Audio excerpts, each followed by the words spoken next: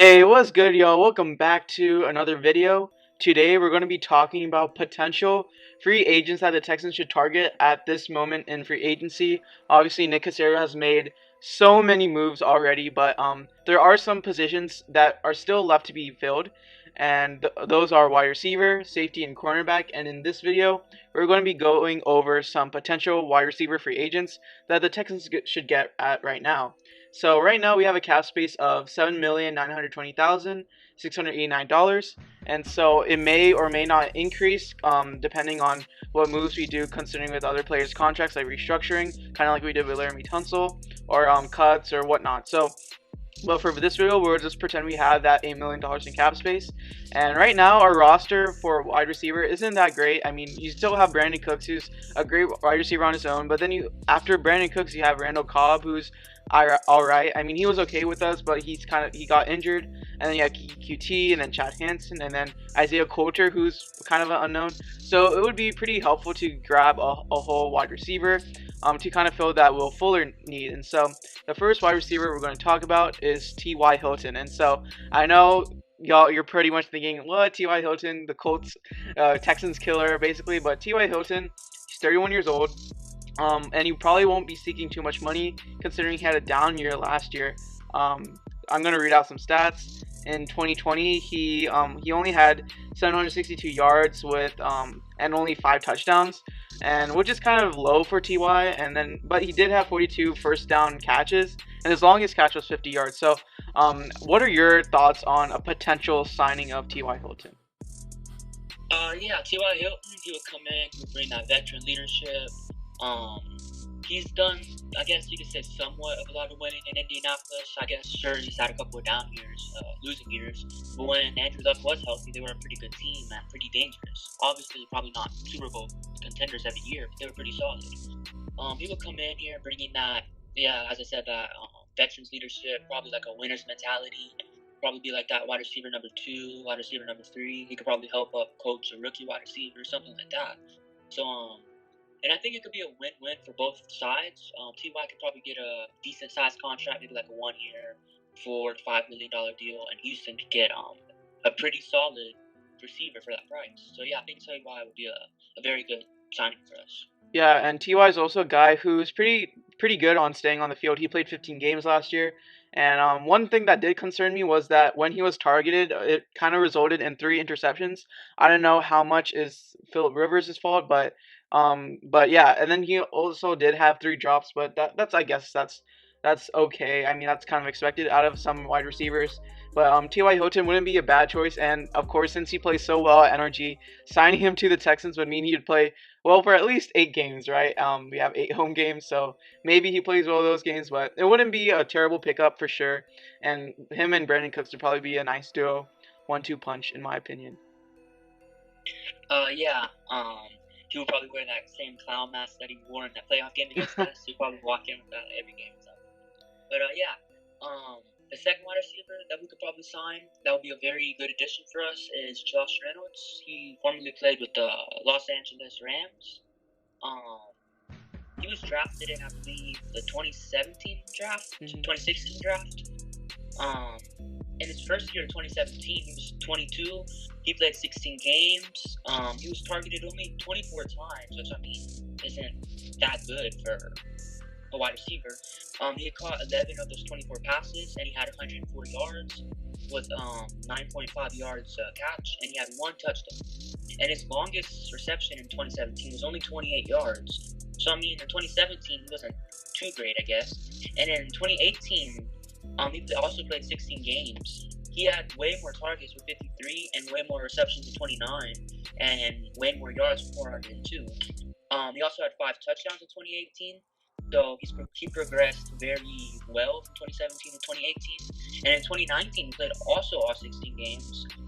He had 43 targets with 21 receptions, 326 total yards. His average yards per catch was 15.5, and he only caught 1 touchdown. Also, you can see how, I guess you can say he progresses. Sure, he had less yards, but I mean, he caught more balls. He had a better catch rate percentage. And then in 2020, this most previous season, he also played 16 games. He had 81 targets, which is most in his career, with 52 receptions, which is also the most of his career, with 618 yards, which is also the most of his career, and only 2 touchdowns that year. So as you can see throughout all those years, he's really progressed and developed as a wide receiver. And I feel like if we signed him, he could probably be that wide receiver two, that solid wide receiver two that we really need behind Brandon Cooks. He's a mix of a speed slash, I guess, physical receiver. I think he's 6'2" or 6'3" or somewhere in that range. He's still fairly young. He's 26.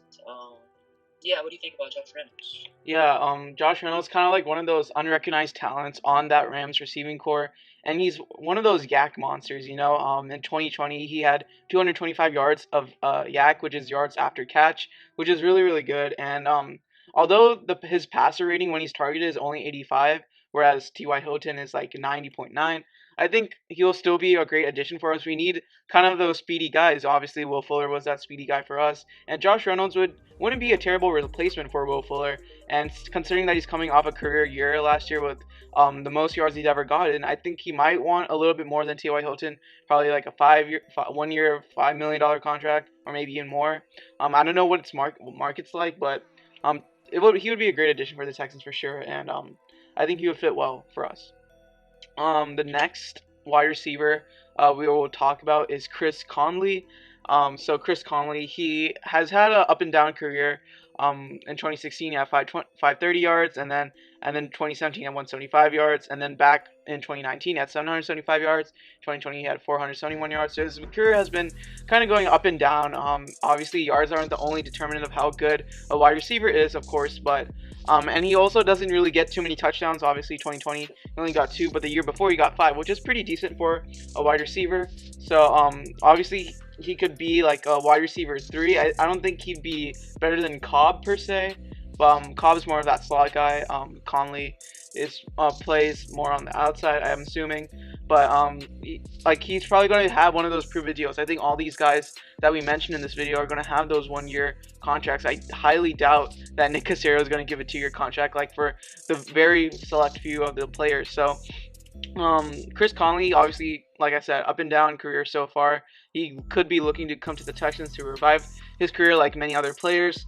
And the quarterback rating when he's targeted is 90.1, which is similar to T.Y. Hilton. And he seems like he's pretty good with getting yak as well. He had 180 yards after catch in Jacksonville, so that's pretty decent as well. So what are your thoughts on Chris Conley?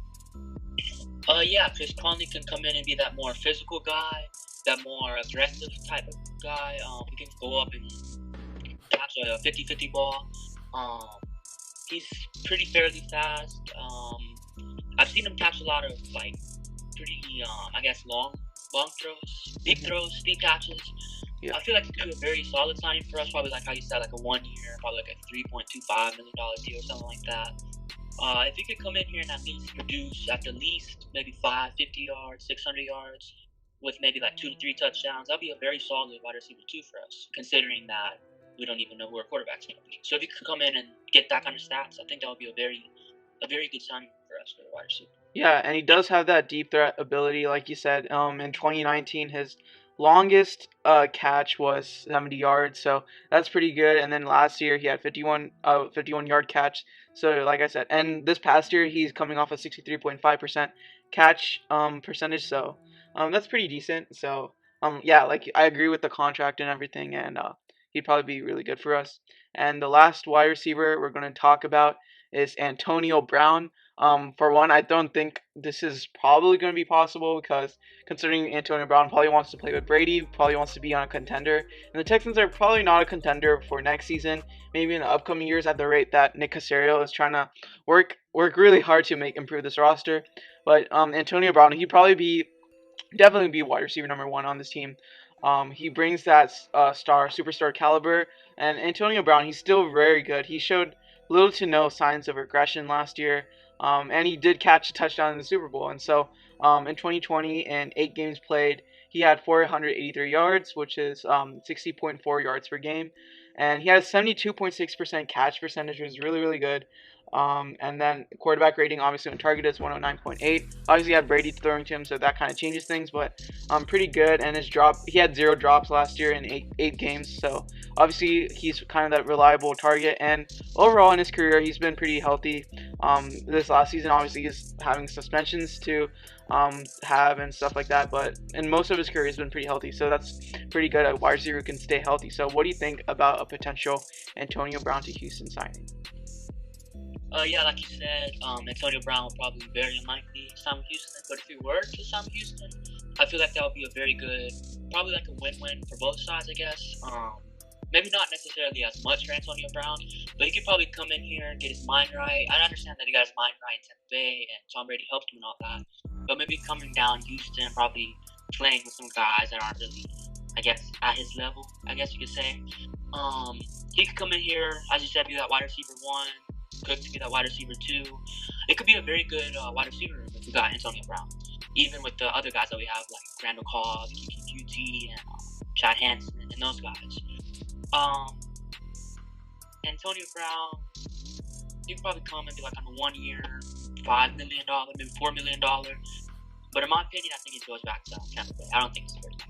And I think Antonio Brown, if he would have to come to here, he'd probably want something like 1 year, $8 million, to be honest. Probably something more than the other wide receivers you mentioned, because even though he is 32 years old, he's better than all the wide receivers you mentioned in this video at 32. So he'd probably want something more than that. Who knows if Nick Caserio, he probably was part of the reason why Antonio Brown came to New England. But probably Tom Brady was the main attraction there.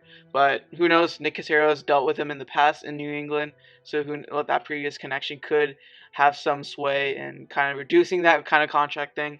But who knows? You can't really expect anything. In free agency, it's very unpredictable. But yeah, that pretty much does it for the video. Any final thoughts before we wrap it up? No, that's pretty much it. I hope we could probably get at least one more free agent wide receiver. But yeah, that's pretty much it. Yeah, and that pretty much does it for the video. Be sure to like, subscribe, and turn on post notifications. Thank y'all for watching. Peace.